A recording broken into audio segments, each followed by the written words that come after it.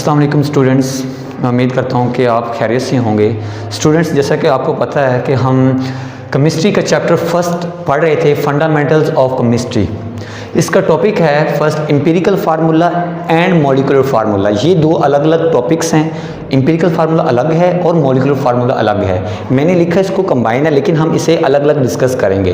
Page 12 and page 13 पे, page 12 पे आपको एम्पिरिकल फार्मूला मिल जाएगा और पेज 13 पे मॉलिक्यूलर फार्मूला मिल जाएगा। स्टूडेंट्स, जैसा कि आपको पता है कि एलिमेंट्स को रिप्रेजेंट किया जाता है सिंबल से, जैसा कि कार्बन का C है, हाइड्रोजन का H है। सिमिलरली कंपाउंड्स को हम रिप्रेजेंट करते हैं केमिकल फार्मूला से।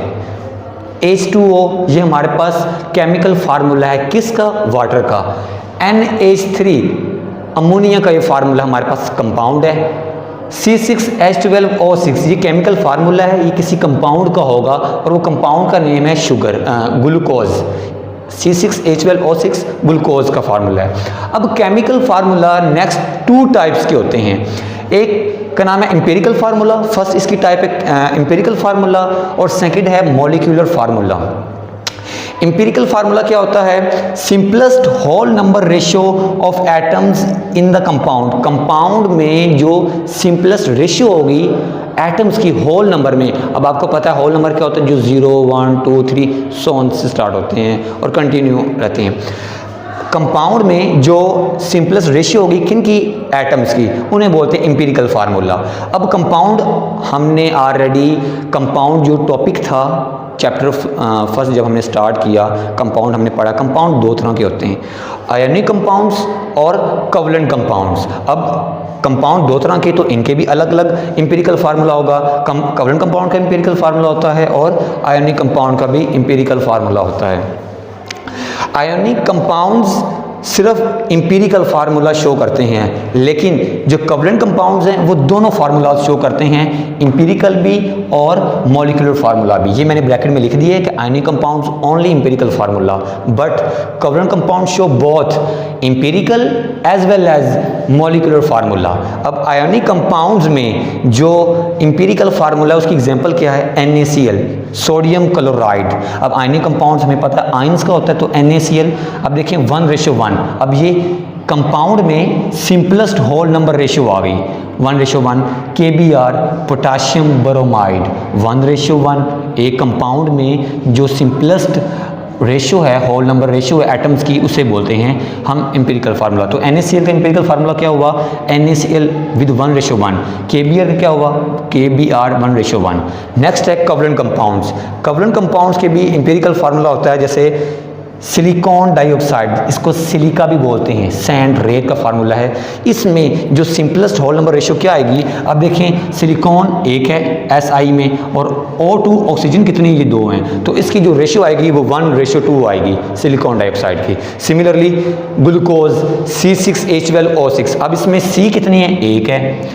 हाइड्रोजन कितने हैं? इसमें 12 है, लेकिन जब हम रेशियो के लिहाज से करेंगे तो देखिए बेटा 6:12:6, तो 6 1 6, 6 2 12 और 6 1 6, तो 1:2:1 आ जाएगा।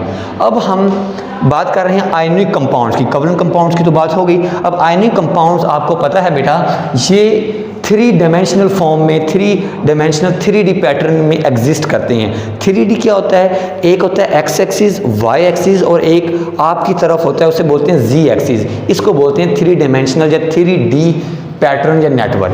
अब 3 डायमेंशनल में हर ion, each ion of ionic compound surrounded जी, आयनिक कंपाउंड में हर कंपाउंड डिफरेंट ऑपोजिटली चार्ज जो होता है उनसे सराउंड हुआ होता है। कंपाउंड्स में अब देखिए ऑपोजिटली चार्ज क्या है? प्लस, फिर नेगेटिव, मतलब कैटाइन, एनाइन, फिर कैटाइन, फिर एनाइन, पॉजिटिव, फिर नेगेटिव, पॉजिटिव, नेगेटिव, इस तरह ये सराउंड ये होता है। मतलब एक चार्ज को डिफरेंट ऑपोजिट ने सराउंड किया होता है, घेरा होता है। अब देखिए मैंने ग्रीन कलर से चार्जेस लिख दिए और उनको सराउंड किया। आप देखिए ये नेगेटिव है चार्ज, इसको सराउंड किया हुआ है 4 इसके ऑपोजिट ने, प्लस प्लस प्लस। सिमिलरली ये तो आपको समझा दिया कि नेगेटिव चार्जेस या पॉजिटिव चार्जेस को किस तरह सराउंड किया होता है। अब देखिए NaCl में, जो कि एक आयनिक कंपाउंड है, सॉलिड फॉर्म एग्जिस्ट करता है, ये 3 डायमेंशन में किस तरह एग्जिस्ट करता है? कि ये सोडियम फिर क्लोराइड, सोडियम क्लोराइड, तो एक कैटाइन को चारों तरफ से एनाइन ने सराउंड किया होता है। सिमिलरली ये इसी तरह ही है, यहाँ पे नेगेटिव को चार साइड से पॉजिटिव ने किया हुआ है, यहाँ पे पॉजिटिव जो कि कैटाइन है इसको एनाइंस ने नेगेटिव चार्जेस ने सराउंड किया हुआ है। तो इनके लिए एक स्पेसिफिक टर्म है, उसे बोलते हैं फार्मूला यूनिट, क्योंकि ये आयनिक कंपाउंड्स हैं। तो आयनिक कंपाउंड जो एक यूनिट रिप्रेजेंट करता है उसे हम बोलते हैं formula unit. Simplest whole number ratio of ions in the ionic compounds are known as formula units, कि आयनिक कंपाउंड्स में जो आयंस सिंपलेस्ट रेशियो रिप्रेजेंट करते हैं उन्हें हम बोलते हैं फार्मूला यूनिट्स। अब इसकी एग्जांपल क्या है, NaCl, sodium chloride, potassium bromide and copper sulphate etcetera, और भी मजीद इसकी एग्जांपल्स हैं। ये था एम्पिरिकल फार्मूला। नेक्स्ट हमारे पास है मॉलिक्यूलर फार्मूला।